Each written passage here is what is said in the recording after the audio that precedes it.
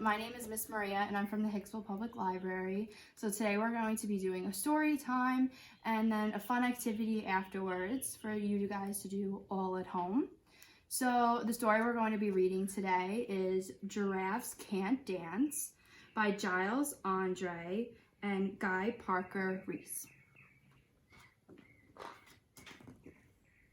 Giraffes Can't Dance. Gerald was a tall giraffe whose neck was long and slim, but his knees were awfully bandy and his legs were rather thin. He was very good at standing still and munching shoots off trees, but when he tried to run around, he buckled at the knees. Now every year in Africa, they hold the jungle dance, where every single animal turns up to skip and prance. And this year, when the day arrived, poor Gerald felt so sad, because when it came to dancing, he was really very bad.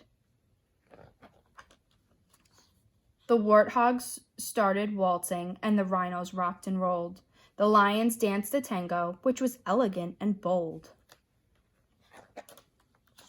The chimps all did a cha-cha with a very Latin feel, and 8 baboons then teamed up for a splendid Scottish reel. Gerald swallowed bravely as he walked towards the floor, but the lions saw him coming and then soon began to roar. They looked at clumsy Gerald. The animals all laughed. "Giraffes can't dance, you silly fool. Oh, Gerald, don't be a daft." Gerald simply froze up. He was rooted to the spot. "They're right," he thought. "I'm useless. Oh, I feel like such a clod." So he crept off for the dance floor, and he started walking home. He never felt so sad before, so sad and so alone. Then he found a little clearing, and he looked up at the sky. The moon can be so beautiful, and he whispered with a sigh. "Excuse me," coughed a cricket, who'd seen Gerald earlier on, "but sometimes when you're different, you just need a different song." Listen to the swaying grass and listen to the trees. To me, the sweetest music is those branches in the breeze. So imagine that lovely moon is playing just for you. Everything makes music if you really want it to. With that, the cricket smiled and picked up his violin. Then Gerald felt his body do the most amazing thing. His hooves have started shuffling, making circles on the ground. His neck was gently swaying, and his tail was swishing round.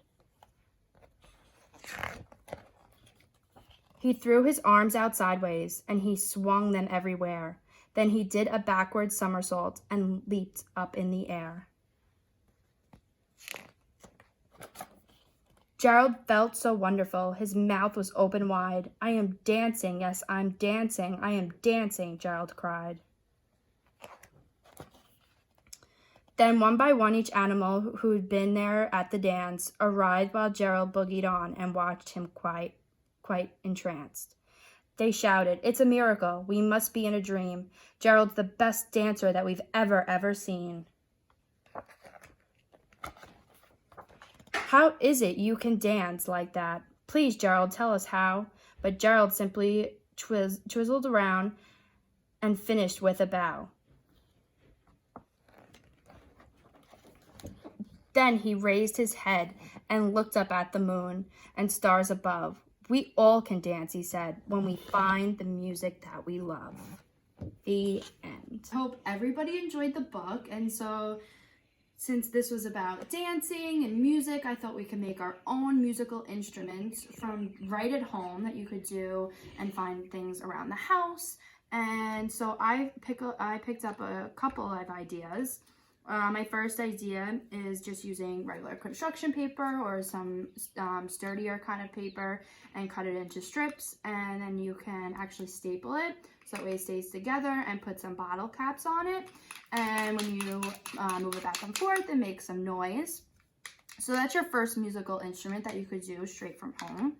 And the second instrument that I made is from plastic paper plates, whichever plates that you have. The kids can color it and design it any way that they want. And then I added a stick to it. I had bells lying around the house, so I added some bells and jingle. It's definitely a fun activity for them to do. If you have other things that you would like to attach to it that make noises, or just simply something that would bang on the paper plate to make music, anything that you have lying around the house. This one I made a much bigger one, but whatever that you can find. And then my last craft for you guys are these water bottles. Plastic water bottles. You could decorate them, do anything you want with them, glue things on with them, use hot glue gun, maybe put some cutouts on it. And what I did is I added peanuts to inside of it, and pasta if you have beads maybe, or if you have pasta laying around, and it makes some music to it. So these are some of our musical instruments that you can make. You can add your own twist to it. Obviously, put some music on, maybe do some dance moves around the house. Maybe do freeze dance with your kids. Something to get everyone up and off the couches, and just something to keep you moving and healthy during this time. All right, bye everyone, and I hope you enjoyed the story, and I can't wait to see everyone real soon.